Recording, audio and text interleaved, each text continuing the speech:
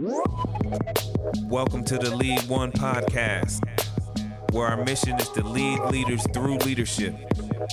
The goal is to get 1% better every day. Let's see what Drew and the guys have to say. All right, everybody, welcome to Lead One today. We've got the crew with us, Brandon, Franz, and Sam Buck. What up? So I got today's topic from actually listening to a podcast this week, and the concept is belongship. Comes from a guy named Sangram Vajre, founder of a B2B marketing company here in hometown of ATL named Terminus. And when he first said it, I didn't really gather exactly what it was, so I'm going to break it down for you, at least the way I understood it is. It's on. Obviously, it's not a word that even exists, right? So it's the same concept as leadership, but the word belong ship. So I think that helped me understand. And the way that he broke it down was a concept completely unrelated to business that I could relate well to. Riding motorcycles my entire life. Those of you that have been behind one or maybe met two that were passing each other, you see the motorcycle wave. So obviously, you know, I don't know that guy that's waving at me, but we're identifying on the same level because we're both on motorcycles. So we're a part of something that's much bigger than us. And so, you know, you could have just bought that Harley 2 minutes ago and left the dealership, and all of a sudden you're feeling like you belong to this club, right? Because you're getting that wave back. So that's the overall concept, but obviously applying that to business. I like it. I think everyone wants to feel like they're a part of something, however big or small. Even as a new employee, we already have a culture that exists inside of our office, or any office for that matter. So as a new employee, you know, you coming in and you kind of want to show and prove to the bosses or the managers, but you also at the same time want to be part of the good old boys club, right? So I think the belongship is, you know, the new version of the good old boys club. Well, I thought about family, obviously, because every single concept ever in business to me, I think about family. So I got 5 girls. So you guys don't know me out there in the podcast world. I got 5 girls, and I want to create a culture that their husbands want to be part of. You know what I'm saying? So I want to create a culture of belongship, that their husbands want to be like, you know, almost rep my last name, almost want to be a Chisholm. You know what I'm saying? But that's where my mind went when I hear belongship. It kind of went towards family. To piggyback off that, Brandon, I agree with you in that, you know, coming into our business 10 years ago, you know, my father having been with the company 37 years, the agency had my name on the door. But I mean, even though I didn't have anything to do with it at that time. So there's a different sense of belonging.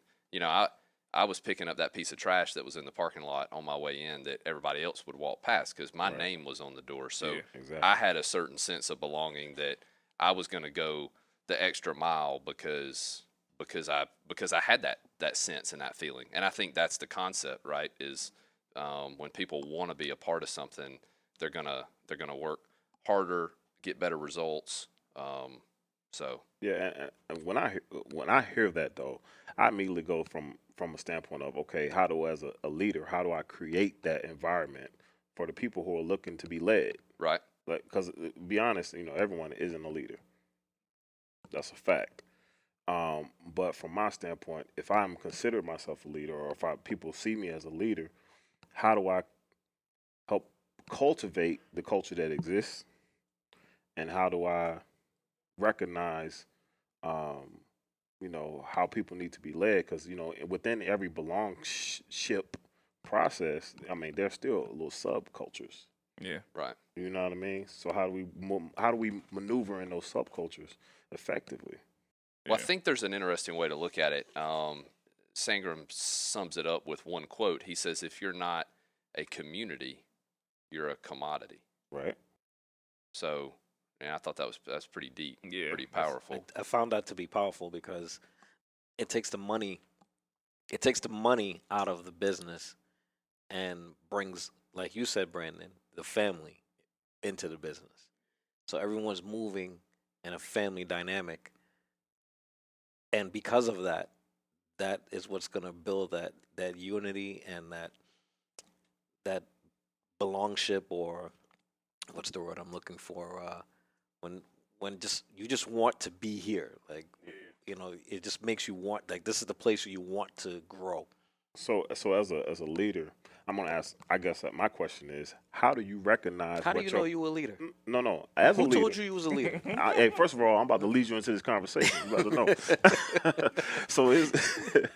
So that is okay. How do you recognize what your culture is? Like, because every culture is automatically kind of made, so to speak, right? You know what I mean? You could try to force culture. It exists. It exists, Yeah. but Right. and I believe he talks about how culture is already existent, Right, whether you like it or not. whether you like it or not. But sometimes people fail to recognize what that culture is, and fail to cultivate it, and fail to lead people in a way that kind of supports the culture that they've created already. Like, so. I think you kind of have to know what culture you want. Which You feel what I'm saying? Which You I was going to speak to that. I was going to say, a really good question is for us is, what is our culture? What is our culture here? What are we That's what I'm saying. portraying? I feel like I'm part of a startup, even even though It's a 40-year. yeah, it's being passed on. It's like one culture is being passed the baton to the new, Passing of the torch. yeah. Passing of the torch. Yep. So I feel like we need to figure out as a startup what culture we want, and then we got to move towards what we want. Not really identifying what we have now, because I feel like what we have now is in transition. It was yesterday's culture. Yeah. I mean, it was yesterday's culture just because of society, really, on how Right. we did business. Well, yeah, look at what all's changed in a year and a half in Right. the world. Yeah. in the world, right? And Right. because of that, our culture has changed. Because of that alone, the way we do business, where before it was, feet underneath the kitchen table, where now it's everything is done over the phone. Yeah. So, you're the artist painting a picture with your words. Yeah. When I hear the term, that term belongship, and you think about, okay, give me an application of that. How do I use it? The first thing that I think about is getting to know someone outside of business. I heard she's the CEO spoke this week that she said you've got to be the same person at home as you are at business. She was like, people talk about work-life balance. It's all one life. It's just work and home are part of that. And I think if the people that you're associated with are a part of both of those worlds, then that sense of belonging becomes even more real. I think about it from Chris, who's in the business with us. Our wives were good friends, actually worked together before he ever joined our team and started with us. And so there was already that connection there. And because of that, we typically, and we got 2 kids that are with just a couple months apart. And so because of that, we see each other probably just about every weekend, whether it's dinner or going out on the lake or whatever we're doing. And so because I know him on a much more a deeper level than just business, then there's a different sense of what's the word? Maybe responsibility even. I don't know exactly how he feels. We've never talked about this, but I know for me coming into the business, like the last thing I was going to do was walk in my father's office and look him in the eye and tell him I can't do this, or I'm going to go do something else and let him down. Same way for Chris. I can't imagine us hanging out on a Saturday and then him coming in Monday and saying, "Hey man, I'm out," right? Because there's that sense of belonging there, because it's more than just business. But that does take effort. it involves dinners and weekend functions and taking that time to get to know your people. One of the things, I don't know if y'all picked up on this, that Sangram said was one of the most important things you can do are those one-on-one meetings to create culture. And I think, to me, that's the opposite of the way that I thought, because I'm thinking, okay, your culture is created in the group environment when you have everybody involved, not on a one-on-one basis. But if you think about the sense of creating a relationship outside of work, it probably is done more so on a one-on-one. So that's my thoughts. People are also more honest with you when you're with them one-on-one. Sometimes in a group setting, You can hide. not even you can hide, but you're unwilling to share. Well, it's a way of hiding. I feel you, maybe, but I think No, it is. okay for you. It is. but the reality is, everyone isn't as comfortable in group settings. You know what I mean? Like, they get you one. How many agents have come to you one-on-one and said, "Hey, yo, I ain't really feeling like this. This is what's bothering me." But in a setting when you ask the very question that's concerning them, they look reluctant to share. You feel what I'm saying? I mean, I don't think people are any different in whatever form of leadership you're doing. People are going to be vastly more honest with you when you're one-on-one, and that honesty creates relationship, which creates unity and a lot of other things. You know what I'm saying? Like, you and your lady alone, y'all conversation is much different than when you're in a room full of other couples. And that's your woman. And I hate to keep going back to my children, but it's the same way. It's the same way. I used to handle the girls in a group like, y'all the same. I treat you guys the same. You guys treat each other like however I treat you or whatever. But I had to start having individual relationships with them because, one, they're all growing up differently at different times, and they're all completely different from each other. And I wouldn't even identify those different traits or, those unique things that about this one of my daughters and then the other one if I didn't have any one-on-one time. And if I didn't have that one-on-one time, they wouldn't trust me with whatever unique thing or whatever they wanted to trust me with. So that one-on-one, I actually had that in my notes. That was one of the things that really poked out to me when I was listening. Does everyone deserve your one-on-one time? Everyone in my house? No, in general, that you lead. I mean, you're your house, of course, your house. But let's be. I think at least a chance, maybe like once. Well, and that's the bottom line of why we don't oftentimes do the one-on-one, right? Right. For me, it's not always a matter of that I don't care or that one-on-one conversation makes me nervous. It's just a lack of time, and then typically that's when those conversations get put off. Yeah. And the reality is as leaders, if you were having those one-on-one conversations all along, then those bowl over moments would probably never happen, right? Right. Because you'd have got it all in little doses. Exactly. So And I don't think one-on-one time happens at a particular set point in time. I think one time sometimes could be like walking in the hallway. Man, how you doing today? Mm-hmm. Yeah, but it could be structured too. It could be structured. Yeah. It definitely could be structured, but I think sometimes people feeling like they're seen, they're heard, and they have a connection more than just what you want them to do. Mm-hmm. I think. Well, and I think that one-on-one shows that you care. We've all heard the saying that people don't care how much you know till they know how much you care, right? Exactly. So. Yeah. What else you got on that notepad over there, Drew? I'm running out. One of the quotes I wrote down was when he said, "Do for one what you wish you can do for everyone." Right, Yeah. and I felt like that was profound to me. That was my first time hearing that, and that's sort of like not being able to do the one-on-ones for everybody. But when you got that one-on-one, you're like doing it. You're really doing the one-on-one. You know what I mean?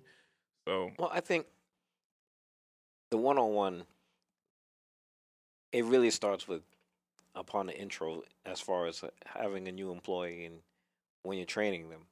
Because, yes, you're training in a group setting, but you are taking time to really see what's stuck with who and what their strong points are, so you could lead them into their strengths. So I think that's really where the one-on-one begins. I think if you stop just on the broad stroke of the training, when a room of 10, 15, 20 people, is where you lose the connection. I think that's the beginning of the connection, where the connection starts to form and the trust starts to form, because they're listening to you and they're taking in what you're saying and they're believing in you, right? Because that's really what it is. Like, you're telling them this is what you need to do to be successful. And then this is what they're believing because they see you. So they look at you as a successful person. So if you take that from that level and then start breaking it down, I think from there it will make it less challenging, where you have to now go find the time to have a one-on-one. Well, and two, to be honest, I mean, people follow what they see as being successful. Like I played on football teams. I'm not going to mention anybody's name particularly, but we had quarterbacks who were maybe not as great as they could have been, and commanding. You can't command people to follow you and you're not being successful. You feel what I'm saying? Like, it's like you have a responsibility to also be a part of practicing what you preach too. Like, people want to belong to something that they can see the evidence of too. Right. You know what I mean? The culture of it. Like, you know, we follow Drew, but we see him being successful. You know what I'm saying? We can't expect an agent or anyone. I don't care if it's me I'm also head of a music department at a church, right?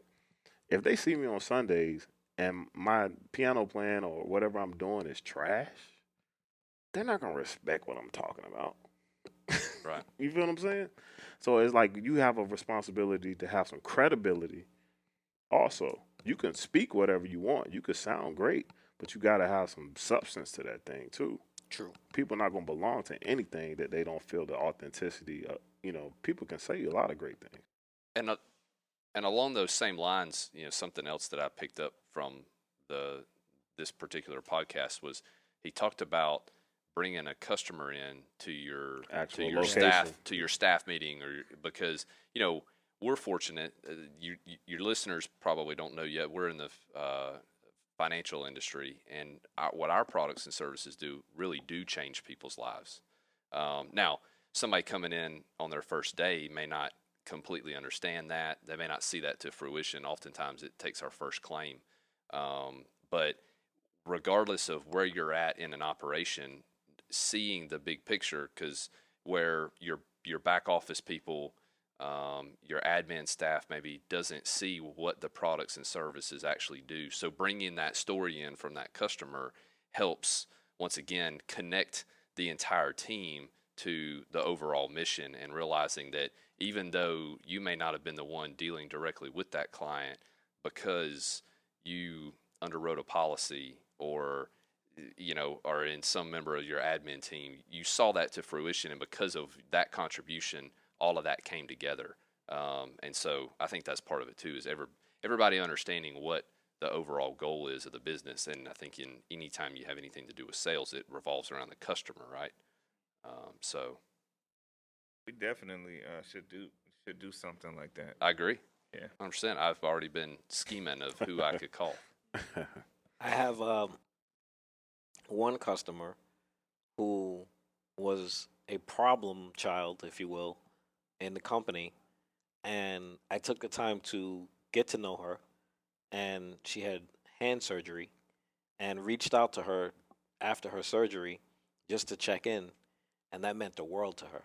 Where she thought I was calling to either A, ask for more money, and or B, tell her about a problem, when she was ready to literally to jump at me and snap at my neck.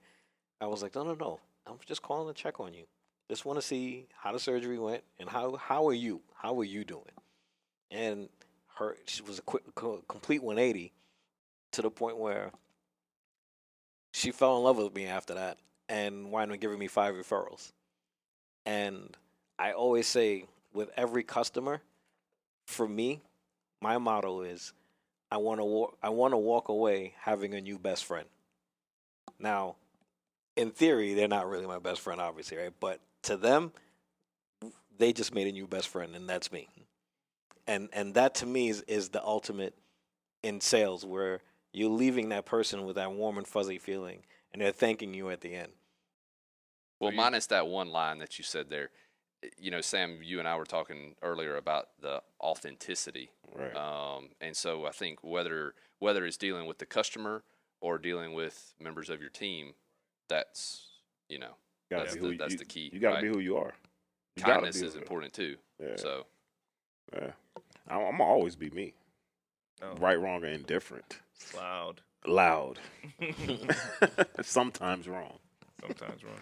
Hey, so I'm having a couple of weeks of struggle right here, right? Yeah. So, and then I got new team members. All right. Right. So what's you guys' advice for me to keep my culture going like how it is without having the results for them to buy into? Because results about large numbers, as far as I remember, if you keep the consistent activity, they usually balance themselves out. You can't look at it from a week to week basis.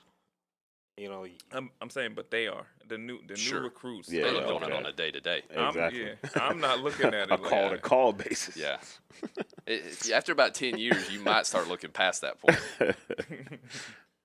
Well, I think you have to explain to them that no matter what, the money will come.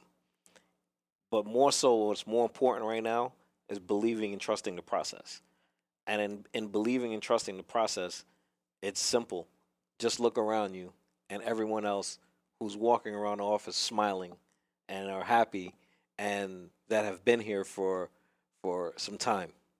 They obviously have started exactly where you're at today, and look at where they're at now. Yeah, I would even say don't just look in the office. Look at anybody who's successful at anything. The beginning of anything is usually the part that you gotta go through something. Yeah, no kidding. It's not supposed to. Nothing worth having's easy, right? You know what I'm saying? Yeah. If it was easy, everybody would do it, Yeah. right? Did you keep the girl that it was easy? No. Exactly. The easy girl is gone. The easy girl is gone, right?